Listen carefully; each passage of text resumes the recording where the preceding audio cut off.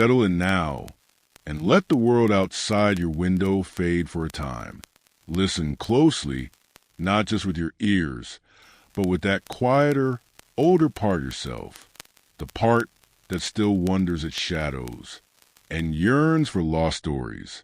What you are about to hear is a journey into one of history's most persistent whispers, a tale woven from silence and implication, leading to a single forbidden object. It is the story of a book that was never meant to be found, and the unsettling possibility it contains, that angels were not fleeting visions, but travelers who walked beside us, whose footprints might still be hidden in the dust of our past. The whispered book, the deepest mysteries often begin not with shout, but with a murmur, a faint rustle at the edge of hearing that suggests a presence in the dark. Imagine, if you will, the sheer weight of centuries contained within the Vatican's walls, not just in stone and mortar, but in ink and parchment, in words deemed too sacred, too dangerous, or too bewildering for the light of common day, within that silent city of shells. Amidst 85 linear kilometers of history, there persists a legend not found on any official index. It speaks of a volume so peculiar, so fundamentally disruptive, that its very existence has been parsed into rumor. They call it, in hushed tones, the Whispered Book. This is not a text about angels as we have come to understand them, not as ethereal symbols of guidance, or brief flashes of divine mercy. No, the rumor suggests something far more concrete and far more intimate. It is said to be a record, a chronicle, asserting that angels were physical beings, entities of flesh and perhaps something else, who lived alongside humanity, who taught, who built, who intervened directly in the clay of our early world. This whisper contradicts the very foundation of how we see the boundary between the human and the divine. It proposes a forgotten epic, where that boundary was not a chasm, but a shared path. Our story, then, is a pursuit of that whisper, an attempt to trace its echo through sealed archives, through censored histories, through the quiet spaces between accepted doctrines. We are searching for the shadow of a book that would prove our oldest companions were not just visitors from heaven, but neighbors on earth, inside the Vatican Archives. To understand how a truth can vanish, you must first comprehend the labyrinth designed to hold it. The Vatican Apostolic Archive is not a simple library. It is a fortress of memory, a climate-controlled vault for the soul of a 2,000-year institution.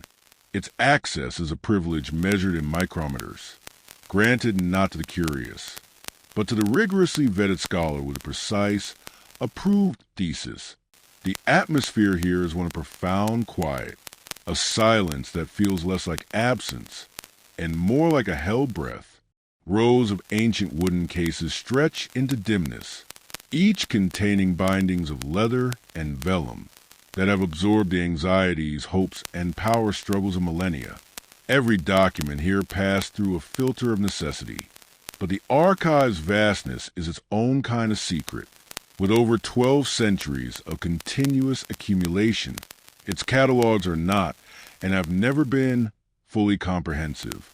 Items could be misplaced, misfiled, or given deliberately obscure designations. A codex might be shelved under a misleading name, or entered into an inventory with a phrase so generic it becomes invisible. De rebus varius, on various matters. This is not necessarily malevolent secrecy. It is often the simple entropy of age and the protective instinct of a millennial bureaucracy.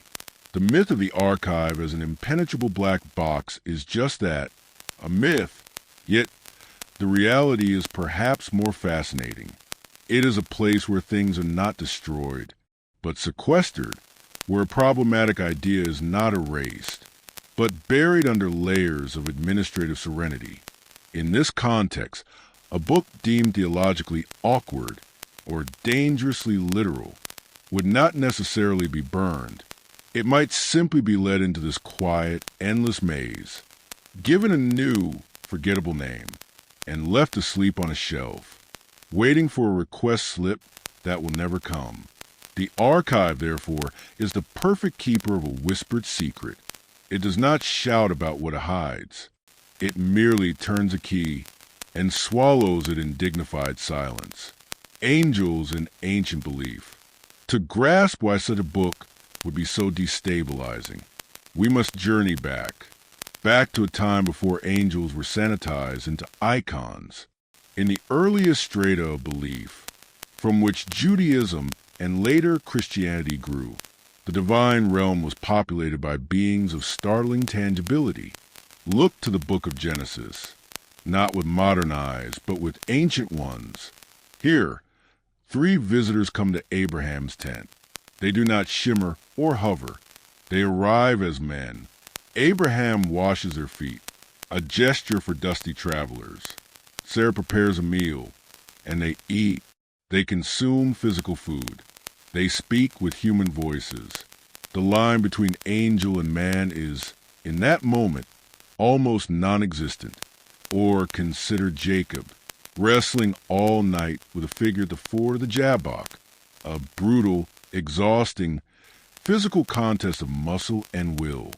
It leaves him with a dislocated hip and a new name. This is not a vision. It is an encounter that leaves a permanent bodily scar. In the texts that orbited the edges of the canonical Hebrew Bible, like the book of Enoch, the physicality is even more pronounced. The so-called Watchers, a group of rebellious angels, descend to Mount Hermon. They take human wives. They teach humanity forbidden arts, metallurgy, cosmetics, the secrets of the heavens. Their offspring are the Nephilim, giants in the earth. This is a messy, dangerous, and profoundly corporeal interaction. The angelic is not remote. It is intermingled, with disastrous and glorious consequences. These narratives treat angels as a different order of being, certainly, but one that operates within our dimensional space, that touches our world directly, and leaves marks that are not merely spiritual, but historical and genetic. This ancient worldview saw the universe as porous, with beings moving between levels of reality in ways that were direct and actionable. The angel was an envoy, yes, but one who could share a meal, wage a war, or impart a skill with his own hands. It was a theology written in the language of the body, long before it was translated into the language of the spirit alone. The early church in lost texts, the first centuries after the life of Jesus, were a tumultuous symphony of belief, not a unified chorus. Across the Roman Empire and beyond, in candlelit house churches and desert communities, dozens, perhaps hundreds, of texts circulated. Gospels attributed to Thomas, Mary, and Peter. Apocalyptic revelations. Secret teachings said to be passed from Jesus to his inner circle. The air was thick with revelation. In this fertile chaos, the question was not solely, is this true, but does this build up the community? Does this align with the emerging rule of faith? As the church grew from a persecuted sect to an imperial power, the need for uniformity became a matter of survival and control. Bishops and theologians, men like Irenaeus of Lyons in the 2nd century, began the monumental task of defining orthodoxy, correct belief, and by necessity, identifying heresy. The criteria were complex: apostolic origin, widespread use in liturgy, consistency with the core narrative of salvation. But beneath these theological principles ran a powerful undercurrent of pragmatism, texts that presented radically different Jesus, or that described the divine machinery in overly literal ways, risk confusing the faithful and fracturing the community. A gospel that emphasized secret knowledge for a spiritual elite could undermine the authority of the growing church hierarchy. A text that described angelic beings in overly physical, intimate terms could challenge a unique, central role of Christ. So, councils were held, lists were drawn up. The canon, the official collection, slowly solidified like cooling glass. But what are the other texts? Some were actively condemned, their copies hunted and burned. Others were simply not copied anymore. Without the machinery of the institutional church to preserve them, they faded. Their parchments were scraped clean and reused, or they crumbled in forgotten jars in desert caves. This was a process of winnowing, of choosing one path through the forest of early belief and letting the other paths grow over. It was not a malicious act of erasure, so much as a decisive act of selection. But in that selection, entire galaxies of early Christian imagination disappeared from view, and it is in this forgotten library of the lost that our whispered book most likely found its first precarious home. First mentions of the forbidden book. The book itself never appears, but its ghost does, in faint traces and archival phantoms. The pursuit requires reading history against the grain, listening for the echo where the sound should be. In the meticulously kept records of medieval librarians, one occasionally finds an enigmatic entry, a 13th century inventory from a now-vanished papal library. Might list an item titled Liber de Angelis Corporibus, the Book of Angelic Bodies. The entry is spare without an author. By the next inventory, 50 years later, it is gone, not crossed out, just absent. In the correspondence of Renaissance humanists, a letter might cryptically reference a friend's discovery of a most strange Italian codex, speaking of the days when the sons of God dwelt in the cities of men, before the subject abruptly changes. A frustrated Jesuit scholar in the 1700s might note in his private diary his inability to access the older text kept in a restricted cabinet, which the prefect says contains only fables unfit for examination. These are the breadcrumbs. They are never proof, only suggestion. A cataloger's stray note, a scholar's suppressed curiosity, a reference that leads not to a shelf, but to a blank wall. Each is a single point of light in a vast darkness. But when you connect them, a faint, shimmering shape begins to form in the negative space. It is the shape of a subject that repeatedly attracts attention, and is then just as repeatedly shielded from view. The pattern is one of access denied, of curiosity deflected, of a topic that generates a specific, quiet form of administrative resistance. The mentions are never detailed. They are doorways without handles. They tell us that someone at some point felt the need to record something unusual, and that later, someone else felt the need to ensure that record went no further. The history of the forbidden book is written in these erasures, in the quiet closing of doors we never saw fully open. What the book was said to contain. Scholars who have pieced together the fragments of rumor propose not a single shocking revelation, but a tapestry of interrelated ideas. Ideas that would collectively unravel orthodox angelology. The core thesis is one of permanent incarnation. It would posit that certain angelic orders did not merely appear in temporary bodies, but underwent a form of voluntary embodiment to fulfill prolonged missions on earth. They weren't wearing human form like a costume. They were inhabiting it, fully subject to its limitations and rhythms. The text might contain detailed descriptions of these processes, rituals of descent, or the assumption of material form from the elements of the earth. Furthermore, it might have attributed specific, foundational knowledge to their instruction, not just moral laws, but practical arts, agriculture, architecture, mathematics, astronomy, the cornerstones of civilization itself, gifted not by a vague divine providence, but by named individual teachers who walked from settlement to settlement. The most provocative theories suggest the book included a genealogy, a chronicle, tracing the influence of these beings through early human dynasties, rewriting prehistory not as a solely human endeavor, but as a collaborative project, or perhaps a manipulated one. It might have described their governance, their conflicts with each other, and the eventual reasons for their withdrawal, a retreat not to a spiritual plane, but to hidden enclaves.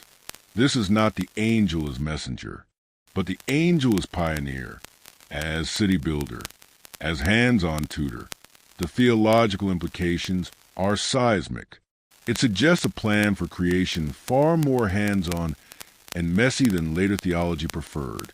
It blurs the line between revelation and cultural diffusion, between divine will and alien influence. It presents a history where humanity was never truly alone, never truly autonomous in its early steps.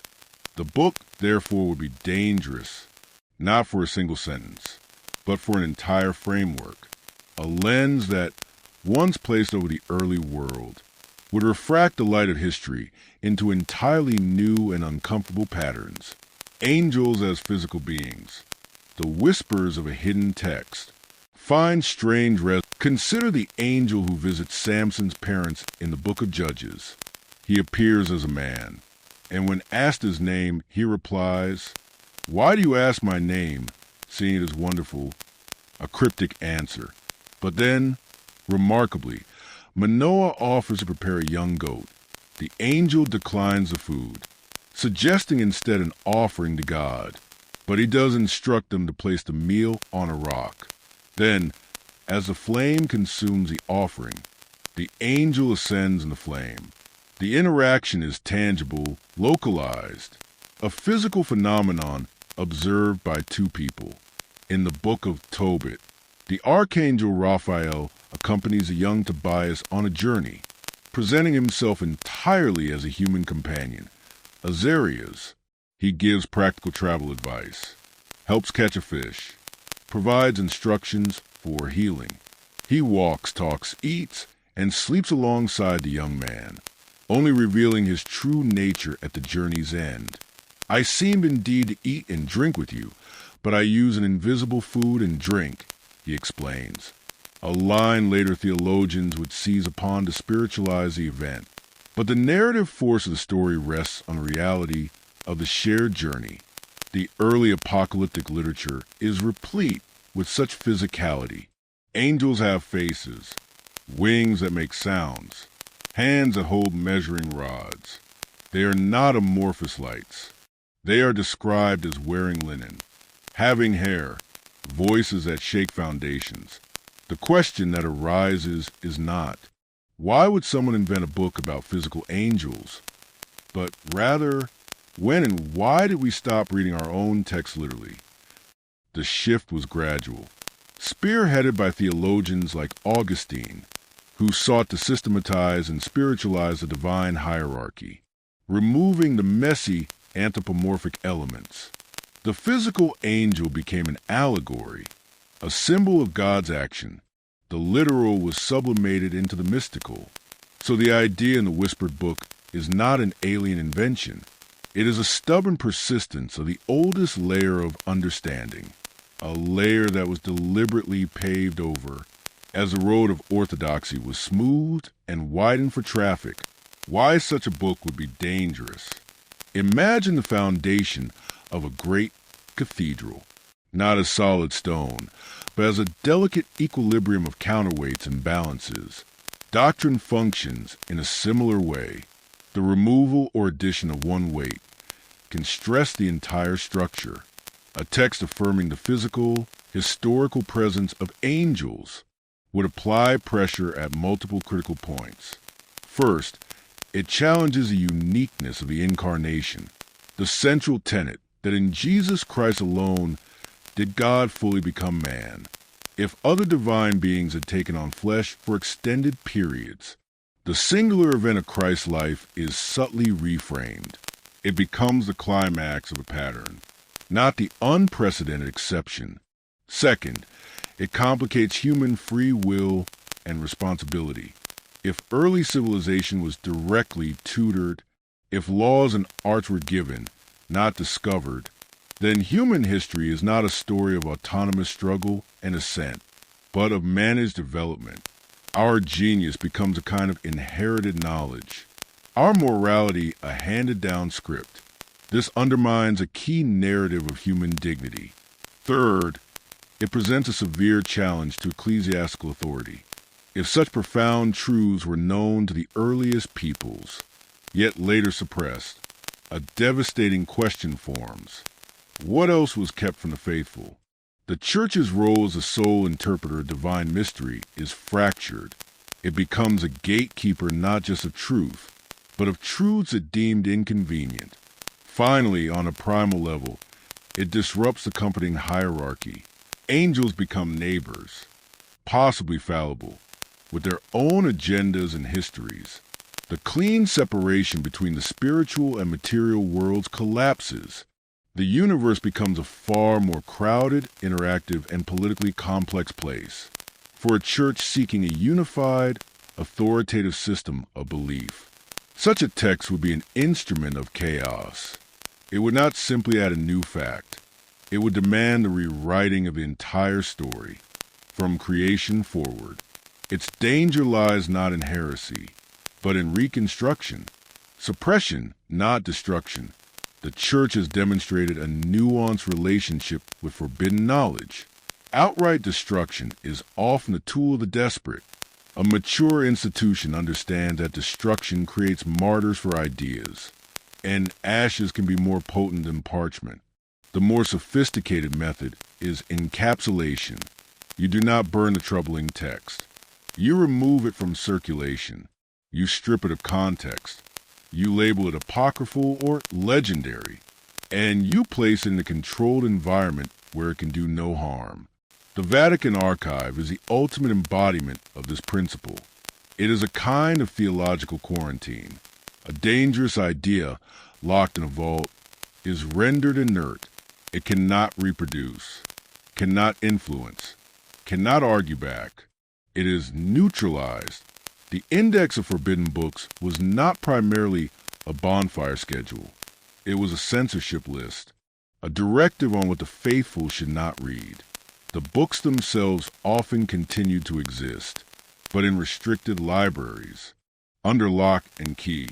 In the case of our hypothetical text, the logic is clear. Destruction might create a martyr and leave the contents to wild speculation, but sequestration allows the Church to maintain a form of custodianship. We have not lost this knowledge. The act implies we are simply protecting you from it. It transforms censorship into a paternalistic duty. The book becomes a sleeping patient in a sanatorium, watched over by silent guardians. Its existence can even be denied with technical honesty. It is not available. It is not accessible. It is not part of any active theological discourse. Therefore, for all practical purposes, it does not exist. This is the silent power of the archive. It doesn't say no. It says nothing at all. And in that profound silence, a whisper can grow into a roar in the minds of those who listen for it, scholars who try to find it. The quest has always been a lonely one, pursued by individuals working at the very edges of academic respectability. In the late 19th century, a French seminarian named Émile Lévesque became obsessed with pre-Augustinian angelology. His letters to the Vatican show a gradual shift, from polite requests to increasingly frantic and finally ignored pleas. His final published work hints darkly at institutional barriers to the earliest truths before he faded into obscurity.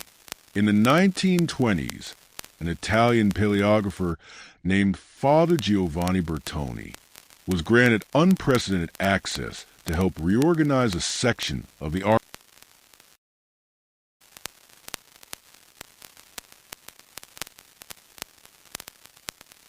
It shows us what we chose not to become. He requested no further access after 1927. More recently, in the 1990s, Dr. Eleanor Vance built a compelling case by cross-referencing medieval inventory discrepancies. Her formal application was met with a delay, then a polite rejection, citing ongoing internal conservation work. When she published her theory, it was largely dismissed as conjectural archaeology, a fascination with scholarly ghosts. The pattern is consistent. They operate on fine margins, interpreting silences and absences. They face not dramatic confrontations, but the soft, immovable wall of bureaucratic procedure, incomplete catalogs, necessary renovations, restricted materials, the requirement for more specific citations. The message is never, "This does not exist." It is always, "You have not proven enough to see it." The journey thus becomes circular. To prove you need to see it, you must already know what's in it. The scholars are left orbiting the void, tracing its gravitational pull by the way it bends the light of the documents they are allowed to see, forever inferring the presence of a central mass they cannot directly observe. Parallels with real discoveries. The history of lost texts is not merely a history of loss. It is also a history of startling return, and these returns give the whisper of our forbidden book a tantalizing plausibility. Consider the Dead Sea Scrolls. Hidden in desert caves for 2,000 years, rewriting our understanding of Second Temple Judaism, or the Nag Hammadi Library, a collection of Coptic Gnostic texts buried in an Egyptian jar, discovered by a farmer in 1945. These were not myths. They were physical codices, containing gospels completely unknown to the modern world, like the Gospel of Thomas. Their existence proved that entire libraries of alternative Christian thought were not just suppressed, but successfully hidden away. Most pertinent, however, is the Book of Enoch, this ancient text, full of physical descriptions of the fallen watchers, was immensely popular in early Christian circles. It is even quoted in the New Testament. Yet, it was excluded from the canonical Bible. For centuries, it was considered utterly lost to the West.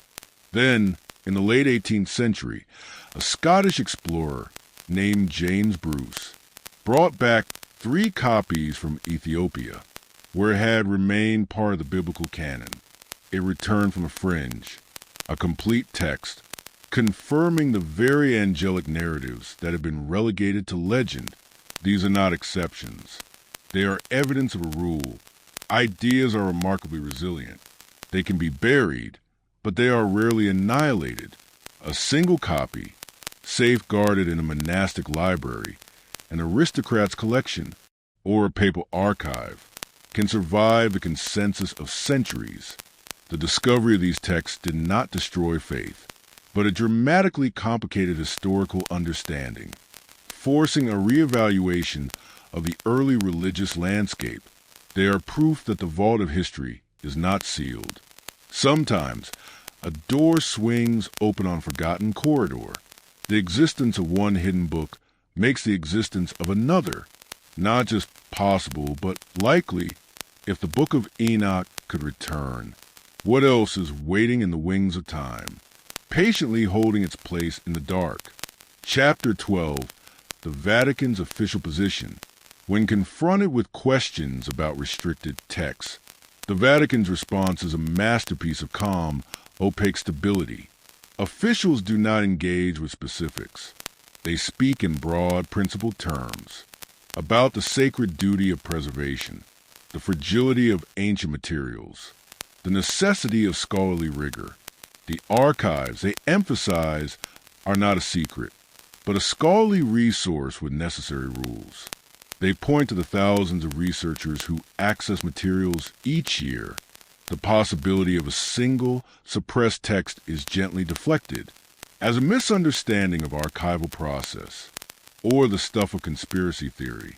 This position is unassailable because it is perfectly reasonable. It is true, the archives are vast and fragile.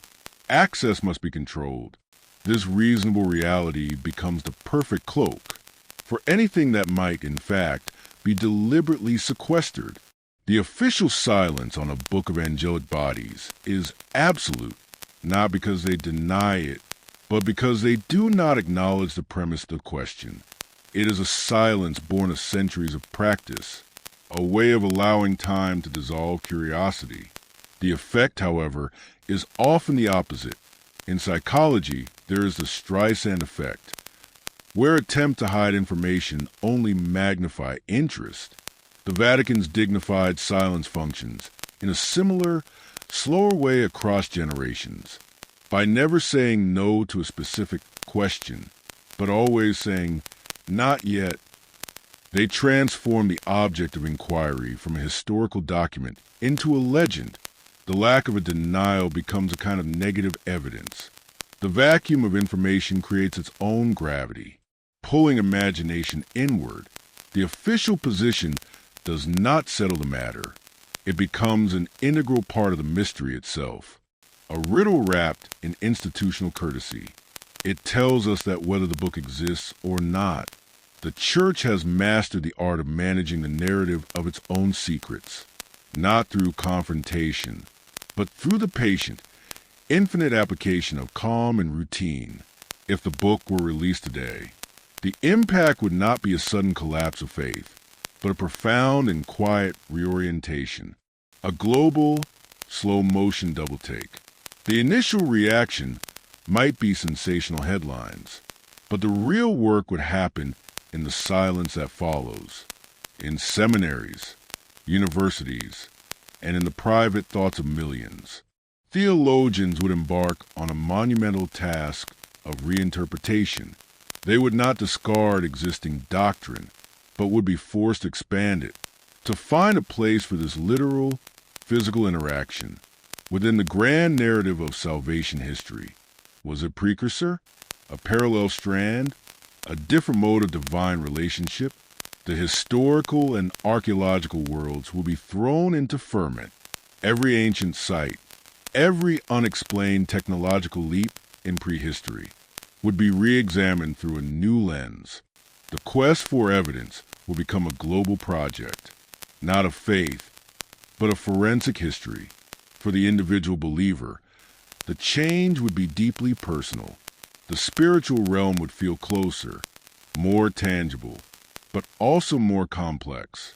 Prayer might feel less like sending. Were we students? Were we projects? Were we companions? Yet, for many, it might also create a new kind of distance. If such beings were here and then left, why did they go? Are we an abandoned experiment? The questions would be as haunting as the answers. The release of the book would not provide final answers. It would unleash a torrent of new, more complicated questions. It would transform angelology from a symbolic side study into a central, historical discipline.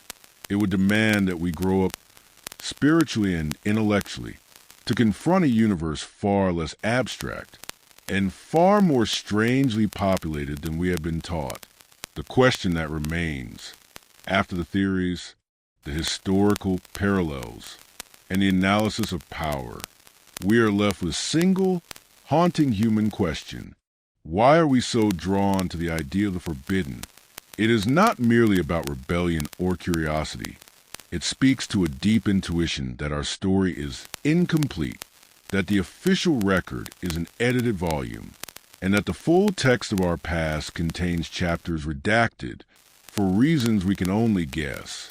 The whisper of a book about physical angels touches a nerve, because it promises to re-enchant the world, not with magic, but with a lost history contact.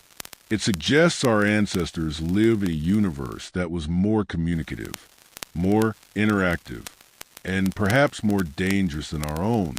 The allure of the secret is the allure of adulthood, the suspicion that we have been protected from truths we are now strong enough to bear, or perhaps truths that those in power believed we were never meant to handle. This quest is about more than a manuscript. It is about authority over narrative. Who gets to write the human story? Is it solely the product of our own hands and minds? Or does it include the hands of others, beings from a different order of creation? The possibility that such a text exists locked away implies that the answer to that question was decided for us long ago. The enduring mystery forces us to confront whether we are comfortable with that decision, or whether the human spirit will always itch for the key to that lock. Not because the truth inside is simple, but because it is ours. The book's still waiting. And so we return to where we began, in the quiet, not with a solution, but with the resonance of the search itself. Whether it rests on a vellum shelf in Rome, crumbled to dust centuries ago, or exists only as a collective longing of the human psyche, the book that proves angels walked earth has already performed its function. It has compelled us to look deeper, to read between the lines of our own scriptures and histories, to question the smooth surface of received tradition. Its power lies not in its pages, but in its absence. It is a silhouette against the light of orthodoxy, a shape defined by what is not said. History is not just a chronicle of events that happened. It is also the story of the paths not taken, the ideas not promoted, the text not copied. The silent spaces are as formative as the noisy ones. The Vatican Archives hold both. They hold the roar of councils and the whisper of the single, odd codex that contradicts them. They are a monument to memory and to the careful curation of forgetting. So let the final image be this: a long, silent corridor of knowledge. At its end, perhaps, is a door. Behind that door, perhaps, is a shelf. And on that shelf, perhaps, rests a volume, bound in time and caution. It does not call out. It simply waits. Not for a chosen one, but for a time when the question it answers is more important than the disruption it causes. It waits for the moment when humanity is ready, not just for the revelation of angelic footsteps, but for the heavier truth of why they were ever covered up. Until then, it remains the ultimate patient witness, a story in suspense, holding its breath in the dark. And we, on the outside, are left with a whisper, and the endless human urge to turn it into a voice.